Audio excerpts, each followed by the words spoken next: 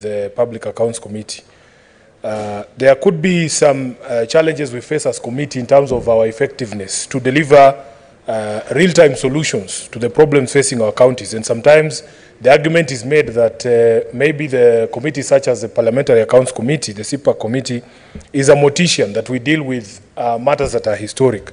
But in my view, there are things that we have achieved in that committee that I want to point out that have made me extremely proud to be a member of that committee. The first one, Madam Speaker, was the question of KRA levying penalties on late releases or payments of the statutory deductions from county governments.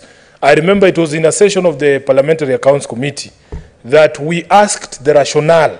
I think it was in the presence of the leadership of the KRA and the Treasury, when we were asking what sense does it make for you to levy these penalties on late releases or payments of those statutory deductions, when we know that it is occasioned actually by late exchequer releases by the Treasury itself. I have seen the light go on. I don't understand why, because I don't think I've spoken nearly even 1 minute, and I saw my colleague here, the leader of majority.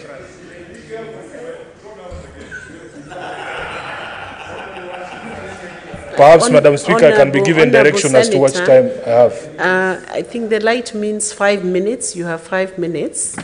I think it's the 20 minutes which were given to the comments section. Madam Speaker, I think I was confused by the amount of time that the leader took. I guess it's because of his position in the Senate, but let me proceed.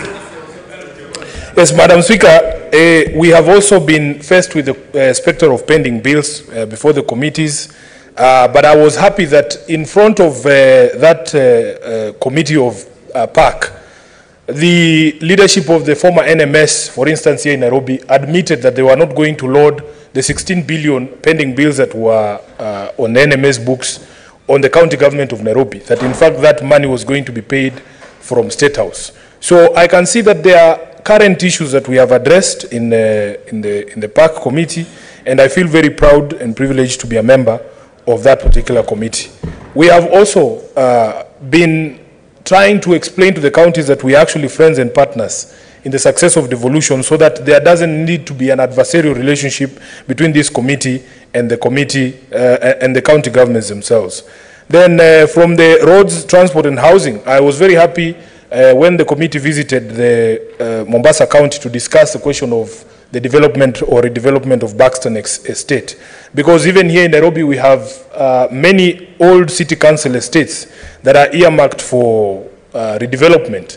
And because of the hue and cry in Buxton, we made a resolution as a committee that we would never allow what has happened in Buxton to allow in any other place in the Republic of Kenya. So we inserted ourselves as a committee, even in the current redevelopment plans in Nairobi, and I'm very happy that when I wrote as a Senator of Nairobi to the committee chair, Honorable Thangwa, to look and take up the issues in the estates in Ofafa, Jericho, in Lumumba, and in California, action by the committee has led to the institutions that are responsible for these redevelopments, especially the county government of Nairobi, listening to these residents. And even as we speak today, I received a message from the chairman of Ofafa, Jericho, Juan Mungonda, saying that they have now been invited formally to actually have a conversation with the county about the redevelopment of Jericho, which is a positive product of the engagements with the committee.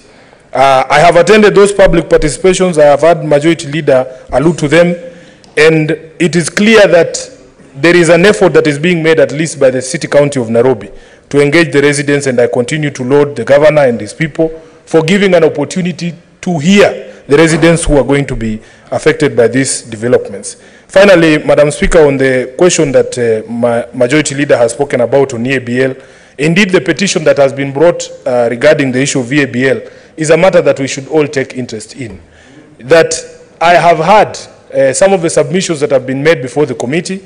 As the chairman himself confirmed, the Capital Markets Authority appeared before that committee, and from the perspective of the Capital Markets Authority, there was no wrongdoing during the transfer of those shares. And it is also not something to be overlooked, my brother majority leader, that in fact this institution continues to provide Kenyans with a lot of employment opportunities. There are farmers in the western regions who are now growing sorghum and earning a living from what EABL and barley. So that we should find ways in which we can resolve issues that arise when companies such as these that are major employers in this country and that contribute to the economic development of this country have issues in a way that does not scare investors or vilify companies that are just trying to do business. As a regular consumer of the products of EABL myself, Madam Speaker, one of the problems that we face in this country is high taxation. In fact, if you speak to the management of EABL, they will tell you that just these last few months, the sales have gone down because many people can no longer afford this product. And even when, Madam Speaker, protect me because I know there are Christian fundamentalists in the House. But the point that I am making is even when we take the war on illicit alcohol to the villages, it is very critical that we do not send even those people who could afford the regular beer a few months back to now start pursuing or looking for this cheap illicit brew because they can no longer afford to buy products such as those that are sold by EABL. Madam Speaker, even the sales